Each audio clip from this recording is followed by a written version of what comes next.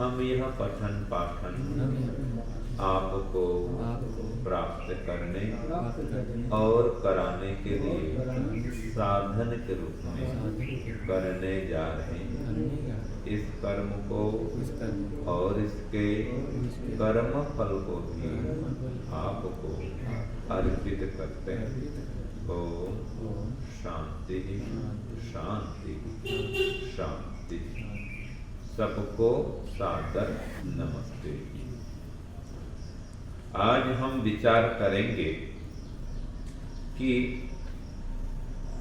झूठ बोलना, असत्य बोलना क्यों पाप है। ठीक है जी, क्यों इसको पाप कहते हैं? झूठ बोलने से क्या हानि होती है? पाप क्यों है झूठ बोलना, और इससे कैसे करके हम बच सकें, है ना? क्या उपाय करेंगे, किस प्रकार से इसे हम दूर हो पाएंगे, तो इस पर हम कुछ चर्चा करें। पहले आज का मंत्र बोलते हैं। अथर्व वेद का मंत्र है। ओम बह्वीदं राजं राजन् वरुण। ओम बह्वीदं राजन् वरुण। अनृतम् आह पूरुषः। अनृतम् आह पूरुषः। तस्मात् सहस्रवीर्य। तस्मात् सहस्रवीर्य। मुञ्च नः पर्यंहसः। मुञ्च नः पर्यंहसः। बह्वीरं राजन् वरुण। ओम बह्वीरं राजन् वरुण। अनृतम् आह पूरुषः। अनृतम् आह पूरुषः। तस्मात् सहस्रवीर्य। तस्मात् सहस्रवीर्य। मुञ्च नः पर्यंहसः। मुञ्च नः पर्यंहसः। मुञ्च नः पर्यंहसः। ओम। तो आज के मंत्र का जो विषय है, माने देवता है, वरुण है, ऋषि भृगु और छंद अनुष्टुप। तो देखो आज के मंत्र में स्पष्ट कह दिया गया है कि हे राजन, वरुण परमात्मा, आप पाप निवारक हैं, सर्वश्रेष्ठ वर्णीय हैं, तो इसलिए वरुण कहलाते हैं। तो हे वरुण राजन, सच्चे राजा, संसार में क्या हो रहा है कि बह्वी इदम अनृतम आह पुरुषः, कि हे राजन, हे राजाओं के राजा, इस संसार में हम देखते हैं कि जो मनुष्य है ना, पुरुष मनुष्य, यह क्या करता है? बह्वी बहुत बार, अनेक बार, अनृतम आह झूठ बोलता है। अनृत माने झूठ, असत्य। तो स्पष्ट कह दिया, वेद ने पहले बता दिया कि लोग झूठ बोलते हैं और बोलेंगे, पहले ही बोलते थे, आगे भी बोलेंगे। ठीक है, ये झूठ बोलना मनुष्य का एक प्रकार से उसकी आदत, गंदी आदत बन गई। बात बात में व्यक्ति झूठ बोलता है ना? तो ये झूठ को देखो इसी मंत्र में पाप कहा है, वेद में कहा है। झूठ बोलना पाप क्यों है? क्योंकि वेद ने कह दिया है कि झूठ बोलना पाप है। ठीक है, जो वेद कहता है सत्य कहता है ना, ईश्वर की वाणी है। ईश्वर ने स्वयं कहा भाई झूठ बोलना पाप है। देखो आज के मंत्र में आया है कि तस्मात्, कि बहुत लोग तो झूठ बोल देते हैं, इसलिए हे सहस्रवीर्य परमात्मा, अंघस, इस अंघस से, पाप से, देखो पाप का ना, यह अनृत बोलना पाप है, तो इस पाप से, अंघस, इस पाप से, न माने हमें, परिमुंच, सब ओर से छुड़ा दो। ले मुंच तू छोड़ दो, तो मुंच मुक्त कर दो, छुड़ा दो। तो यहां पर अंघस कहा, अंघस माने पाप। तो किस पाप से? ये असत्य बोलने के पाप से। तो यहां पर स्पष्ट है कि इस पाप से है परमात्मा मुझे छुड़ा दो या हमें छुड़ा दो। मतलब झूठ बोलना पाप है, इसलिए परमात्मा ने कहा भाई इस पाप से हमको मुक्त कराओ। वेद कहता है यहां पर, और एक जगह आता है सत्यम वदामि नानृतम, कि मैं सत्य बोलूंगा, झूठ नहीं बोलूंगा। अनृतम, झूठ नहीं बोलूंगा, मतलब जो मना करता है वो काम पाप है, याद रखना। हाँ जी संतोष जी, पाप और पुण्य की परिभाषा क्या है? एक परिभाषा यह है कि जिसको करने के लिए वेद कहता है वो तो पुण्य है, करो, जिससे दूसरों का कल्याण होगा उस काम को करो, वो पुण्य है। और जिसको वेद मना करता है इस काम को मत करो, इससे तुम्हारी हानि होगी और दूसरों की भी हानि होगी, वो काम पाप है। तो झूठ बोलने से दूसरों की हानि होती है और हमारे भी हानि होती है। जो झूठ बोलता है उसकी भी हानि होती है, उसको भी दुख मिलता है और सामने वाले को धोखा मिलता है। ठीक है, विश्वास कर लेता है तो उसका विश्वास टूट जाता है। तो धोखा हुआ कि नहीं हुआ, उसकी हानि हुई कि नहीं हुई। ये देखो, कोई दुकानदार किसी को उधार दे दिया, ग्राहक को, वो ले गया, वो कहता है कि एक सप्ताह बाद में दे दूंगा, एक सप्ताह में दे दूंगा। मान लीजिए रविवार को लिया, अगले रविवार को पेमेंट कर दूंगा। वो विश्वास कर रहा है, ठीक है, माल ले गया मान लीजिए 10,000 का, तो सेठ जी ये 2,000 रखो और 8,000 में अगले रविवार को दे दूंगा। ठीक है, विश्वास कर लिया। अब इस आधार पर अब उस दुकानदार ने क्या किया, आपने जो अपने व्यापारी को वचन दिया कि भाई रविवार से मेरे पैसे आ जाएंगे और आपको मैं सोमवार को पेमेंट में कर दूंगा। विश्वास किया कि इसका 8,000 आएगा और मैं उसको और कुछ मिला करके 10, 12, 15,000 दे दूंगा।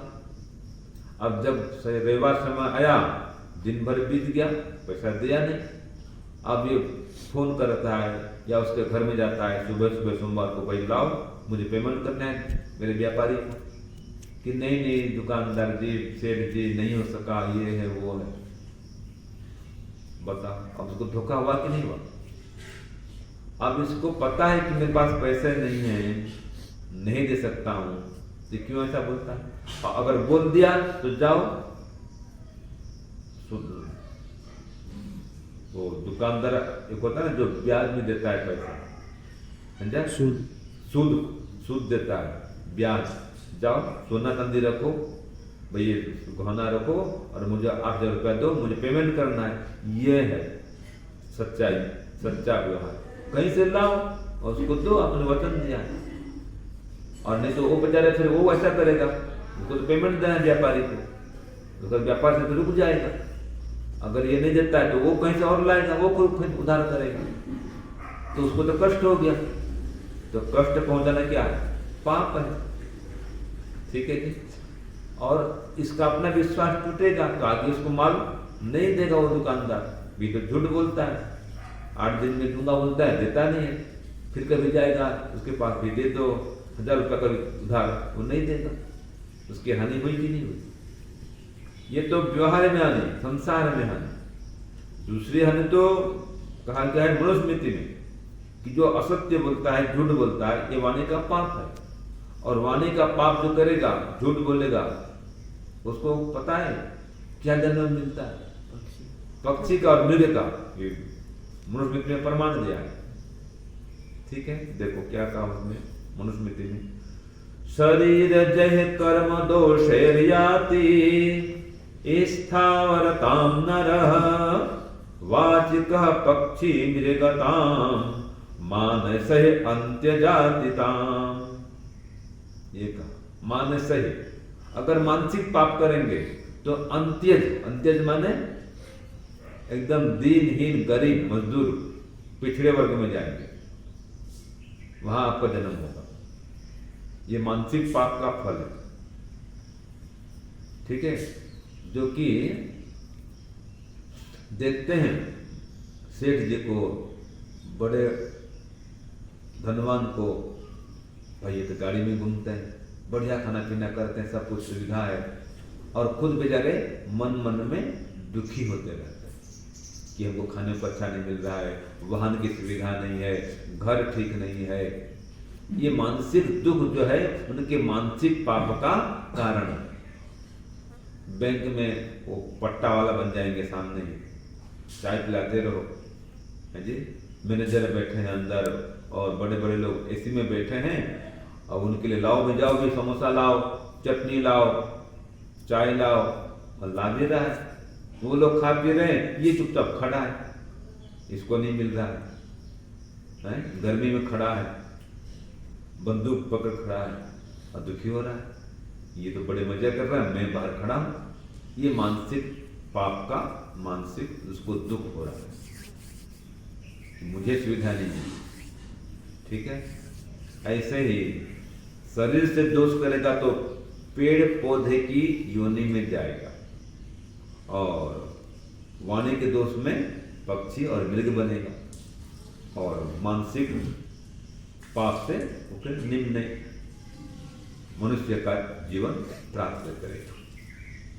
तो ये पाप है, झूठ बोलना क्या है, पाप है। इसलिए तो मृग और पक्षी की योनि मिल रही है। ठीक है, तो वेद ने मना किया कि मत झूठ बोलो, है ना जी। तो झूठ बोलना पाप है, वेद कहता है, इसलिए झूठ मत बोलो। ठीक है, रुपए झूठ बोलना क्यों पाप है? क्योंकि वेद में कहा है कि झूठ बोलना पाप है, और मना करता है झूठ नहीं बोलूंगा। जिस बात को वेद मना करे वो पाप होता है, और इससे दूसरों की हानि होती है, हिंसा होती है, इसलिए पाप है। और आपकी हानि होती है, आपको दुख मिलेगा बाद में, इसलिए भी पाप है। जिस काम से आपको दुख मिले या दूसरों को दुख मिले वो पाप है, सीधी बात है। तो झूठ बोलने से सामने वाले को दुख मिलता है, और फिर आपको ही बाद में दुख ही मिलेगा। कई लोग बोलते हैं हाँ झूठ बोल दिया, धोखा दे दिया, पैसा कमा लिया, ठग लिया। अरे भाई, इसके पीछे तुमको भी रहते ही कष्ट होगा, परमात्मा से दंड मिलेगा। तो झूठ बोलना क्या है, पाप है। योग दर्शन में भी कहा है ना, यम नियम का पालन करो, इसको महाव्रत कहा। क्या कहा है जी? 5 यमों को महाव्रत कहा, और 5 यम में अहिंसा और फिर सत्य। तो सत्य बोलने का विधान है। ठीक है, इसलिए पुण्य है सत्य बोलना, और आप उसको तोड़ोगे तो आपको दंड मिलेगा। वितर्क बाधने प्रतिपक्ष भावनम, ये कहा। जब भी मन में झूठ बोलने की इच्छा हो, हिंसा करने की इच्छा हो, और व्यभिचार करने की इच्छा हो, और गलत काम करने की इच्छा हो, तो बचो। तो झूठ बोलने से कैसे बचेंगे? तो कहा उसमें कि भाई इसका जो फल है ना, भयंकर दुख रूप में मिलेगा। क्या सूत्र है उसका? वितर्का हिंसा दया कृत काल अनुमोदिता लोभ क्रोध मोह पूर्विका अनंत अज्ञान फला इति प्रतिपक्ष भाव। अनंत काल तक या बहुत अधिक मात्रा में इसका दंड मिलेगा। अज्ञान युक्त शरीर में जाना पड़ेगा। ठीक है, तो ये याद करो कि अगर मैं झूठ बोलूंगा तो मुझको दंड मिलेगा। परमात्मा न्यायकारी है, छोड़ेगा नहीं। तो जो व्यक्ति परमात्मा के न्याय को याद रखता है वह व्यक्ति झूठ नहीं बोलता। और स्वामी सत्यपति जी कहते थे, हमको पढ़ाते थे उसमें, कि कौन व्यक्ति झूठ बोलता है और कौन व्यक्ति झूठ नहीं बोलेगा। तो स्वामी सत्यपति जी कहते थे कि जो व्यक्ति मान अपमान से प्रभावित होगा वो असत्य बोलेगा, वो सत्य बोलता है। मान अपमान से प्रभावित होगा माने क्या समझे, उनकी भाषा ये कि जो व्यक्ति मान अपमान से प्रभावित होने वाला होता है या प्रभावित होता है वो स्वामी जी कहते हैं वो असत्य बोल ही देगा। क्या समझे इसका मतलब, जिसे सम्मान में चाहिए वो तो झूठ बोलेगा। हाँ, अपमान हो रहा है तो अपमान से बचने के लिए झूठ बोलेगा। अपमान लगता है तो अपमान को डर लगता है। हाँ, कि सबके सामने मैं कबूल कैसे करूं गलती। ठीक है, और सफाई देते रहेगा मैंने कोई गलती नहीं की है, अपमान हो जाएगा आपको, अपमान का डर है। अथवा कहीं झूठ बोलने पर सुख मिलने वाला है, सम्मान, तो भी झूठ बोल देता है। ठीक है, तो कहीं सम्मान होने वाला है तो भी झूठ मूठ के वो बोल करके सम्मान ले लेगा, या कहीं अपमान होने वाला है तो अपमान से बचने के लिए झूठ बोल देगा, है ना। इसी प्रकार से व्यक्ति असत्य कब बोल देता है, जब कोई उसका क्षणिक स्वार्थ दिखता है। ठीक है, अथवा मन चंचल होता है, वो भयभीत होता है, डरता है। डरने वाले व्यक्ति झूठ बोलता है। जैसे स्वामी दयानंद, वो निर्भीक थे, जो करना करो, मैं कभी झूठ नहीं बोलूंगा। तो डरपोक आदमी झूठ बोलता है।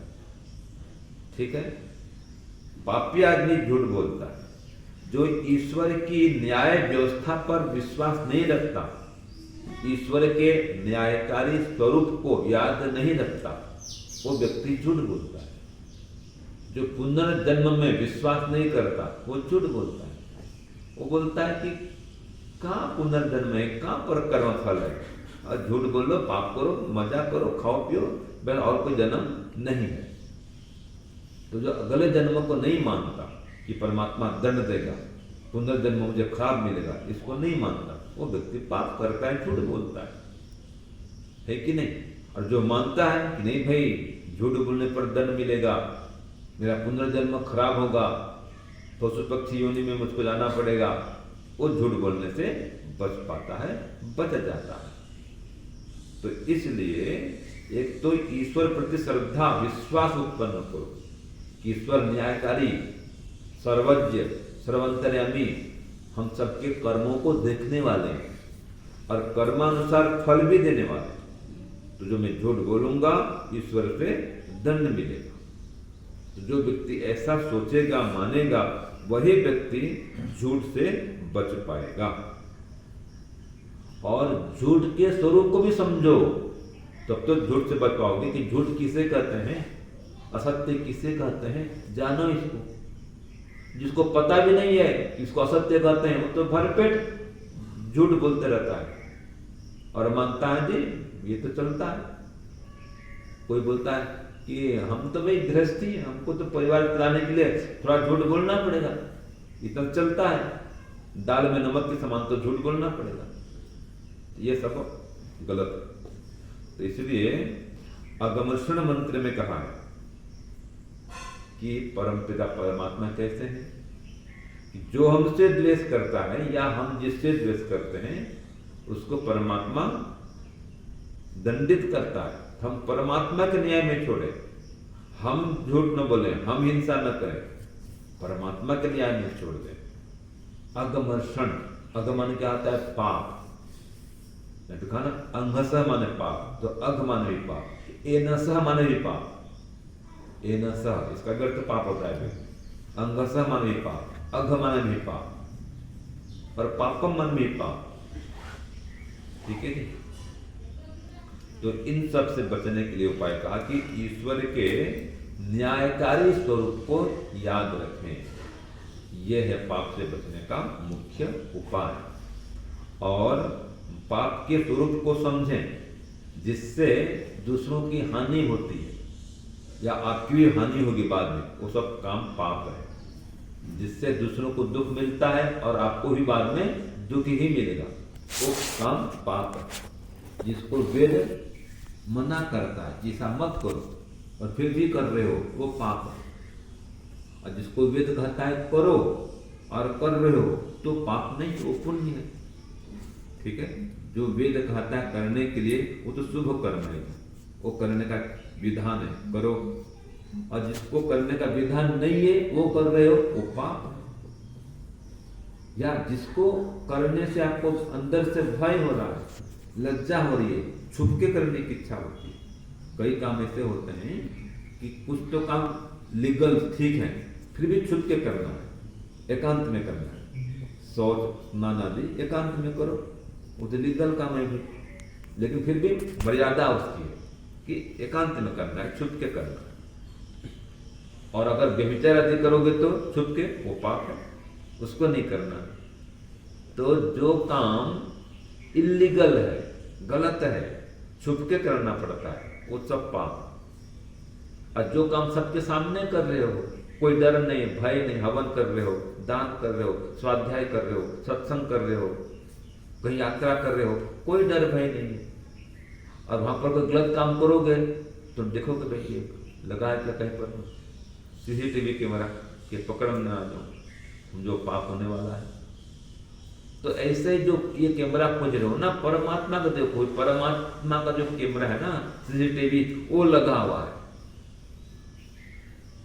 परमात्मा का CCTV कैमरा लगा हुआ है, वो देख रहा है। बस ये जो याद रखेगा, वो पाप से बच जाएगा, झूठ बोलने से दूर हो पाएगा। तो ये बता दिया मैंने कि पाप है झूठ बोलना, इससे बचने का उपाय है परमात्मा को याद रखना। ओम शांति ओम शांति। सबको सादर नमस्ते जी।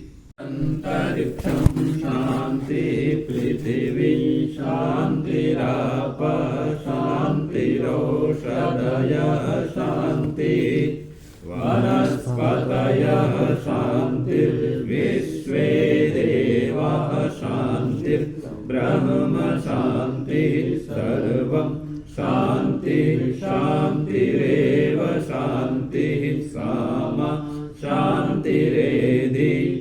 ओम शांति शांति शांति।